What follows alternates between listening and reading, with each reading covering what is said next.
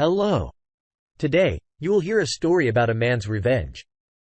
My childhood and youth were the most ordinary, like most children. Our parents weren't rich, but we didn't really need anything. I had everything I needed.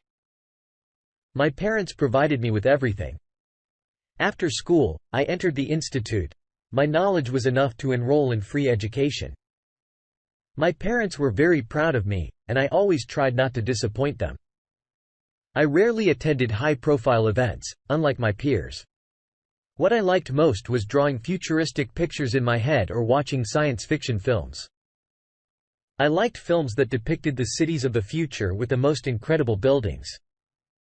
I would very much like to live in such a city. The profession I chose was directly related to my hobby.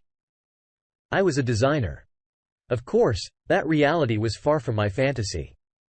I designed simpler objects in which everything also needed to be thoroughly thought out and calculated. I preferred to spend most of my free time alone. I liked watching this world from the side. I felt like I was out of time. Someone was in a hurry somewhere. Couples in love walked slowly, thinking only about each other. Someone was sad or talking nervously on the phone. And I calmly watched all this as if I easily and imperceptibly touched the fate of these people. But even more, I like to spend calm and quiet evenings on the banks of the river away from noisy companies. Once I was sitting on a bench, peering into the impending darkness of the late evening and enjoying the silence. Suddenly, not far from me, I saw a light from a flashlight. Soon, I saw a girl who was looking for something. I tried not to frighten her and asked if she needed help. The girl, still frightened, twitched. I apologized. She thought number one was around. The girl lost her bracelet. She also liked to walk here sometimes in the evenings, and today, she remembered exactly how the bracelet was on her hand just before she went down to the riverbank. I tried to help her, but we didn't find anything. She thanked me for my help. In confusion, I could not even really get to know her. Ask her name. We just went in different directions. I went home and hit myself on the head with my palm. Idiot, I said out loud to myself. A couple of days later, I was back at that place walking around during a lighter hour hoping to see her again. Somehow, by chance, I turned my head to the side and noticed how something shone not far near the path. I myself did not understand how I could see it here. But it was the lost bracelet of that girl. It exactly fit the description. Now I definitely needed to find this girl. A few days later, the opportunity presented itself to me. I saw her with a couple of girlfriends. I approached and timidly greeted. She did not understand who I was. I reminded her how we were looking for a bracelet together. She remembered, but sadly said that she never found it. I asked her not to be upset and handed the bracelet to her. She was very surprised and delighted, and her friend smiled maliciously and looked at me. This bracelet was given to her by her mother. It was very dear to her, so she was so happy. But now I was not at a loss and asked her name. The girl said her name was Lisa. I anxiously asked if we could still meet and chat. She smiled and agreed, gave me her phone number. Later, we found and agreed to meet. After a string of successful dates, we started dating Lisa. I remember these first romantic moments of meeting Lisa even now, although we have already been married to Lisa for 40 years. This incredible figure approached rather quickly. Time never waited, but quickly ran forward. At the beginning of our relationship, it was difficult to care for Lisa. I wanted to give her expensive gifts and take her to the best restaurants, but I didn't have those opportunities. And for Lisa, I noticed that she needed a man who could provide for her. And I tried my best to be that man. Soon luck smiled at me. At one presentation, my project attracted the attention of a very powerful investor who agreed to erect a building based on my design. It was like a bolt from the blue. Of course, I really wanted this very much, but at the same time, I understood that this was hardly possible. But it happened. I will be involved in the construction of a futuristic building of the future. It was a triumph. Liza was also happy for me and began to treat me even warmer when I began to earn much more. And all these years luck continued to smile at me. There were other significant projects that were successfully built. I was satisfied with my life and was ready to meet with Lisa a happy old age. Our children were already adults. I provided them with a good education and helped them find their place in the sun. Now there was plenty of time to worry about Lisa and myself. We went on various trips. I gave Lisa incredibly beautiful jewelry. She had a whole room with these decorations. She was very proud of this collection. At one point, I somehow began to notice that Lisa completely stopped having sex with me.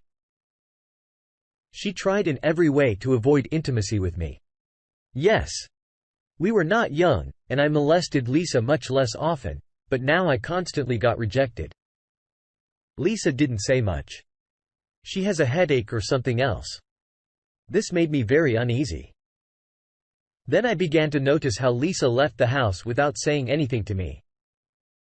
I asked where does she go? But Lisa calmly replied that she was on her own business. Something was clearly hidden in her words, but Lisa, with her whole appearance, tried to make me believe that everything was in order. Soon, rumor began to reach me from my subordinates that my wife was cheating on me with young boys. I also said that this is nonsense. It cannot be. But more and more often I was convinced of the opposite, and I began to suspect Lisa of treason more and more. But how to check this? I decided to send her a lover according to the type that she might like. I found an interesting agency that provided services of this kind. I was picked up by a very young guy. I looked at him with a mockery. Could she really cheat on me with this? But he agreed to conduct this experiment. The guy was wired and the film crew was nearby, so I could see and hear absolutely everything. Their chance meeting was set up quite successfully. Lisa was buying a latte at her favorite coffee shop, and the guy allegedly accidentally knocked the drink out of her hands and bought her a new one. Much to my surprise, Lisa really took notice of him. She smiled at him. The guy boldly talked to her, offered to walk if she does not mind. And Lisa happily agreed. They walked around the park for a very long time and the guy suggested that she go to his hotel room. He needed to take something in the room. If she didn't mind, they could go there together. Lisa agreed with this as well. I was pretty nervous. Was my whole life really connected with a deceitful creature that is cheating on me? In the hotel room, the guy offered Lisa a drink. She agreed. They drank a glass of wine, and then the guy began to pester Lisa, and she just waited for this. Attacked this guy like a hungry dog on a bone. At that moment, I burst into the room. Lisa was in shock and did not understand how I ended up here. I said, "So it's all true. Are you really cheating on me with such youngsters?" And then my wife said, she began to tell me nasty things, that she was already sick of me, that I was no longer young. And in general, she would take a decent amount of money from me in a divorce. I didn't believe my ears. It was as if I were not talking to Lisa. It was a completely different person who looked at me angrily. I turned around and left, slamming the door hard.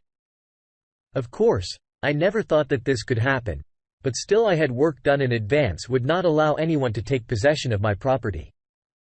I wanted to take revenge on my unfaithful wife, leaving her without a penny since she never really worked at all. After making a couple of calls, I began to prepare for a divorce. Apparently, Lisa was already rubbing her hands before the court, thinking that she could get a lot of money so easily. But her smug smile was erased by the judge, who concluded that she would not get any of my property. Lisa was shaking with anger, but I had another surprise for Lisa.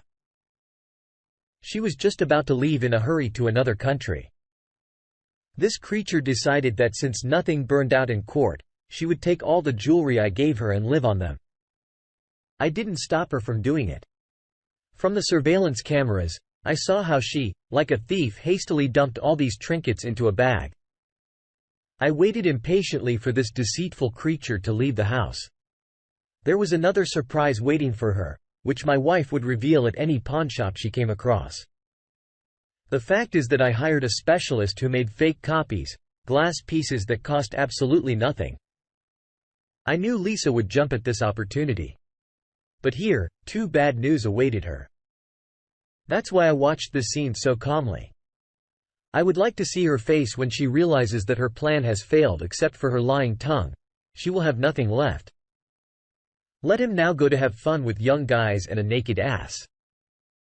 I dedicated my whole life to her, and she betrayed me. And now for her betrayal, she will have to plunge headlong into poverty, and I don't feel sorry for her at all. She got exactly what she deserved. I sold all these jewels and arranged for myself a tour around the world where I felt like a free man. Yes. Sometimes, sad thoughts came to me, but I sifted them out with a glass of whiskey. Now I had many opportunities. I was divorced and free. From lies. Dear listeners, your support is very important to us. If you like our story, please like, comment and subscribe. It's very motivating for us.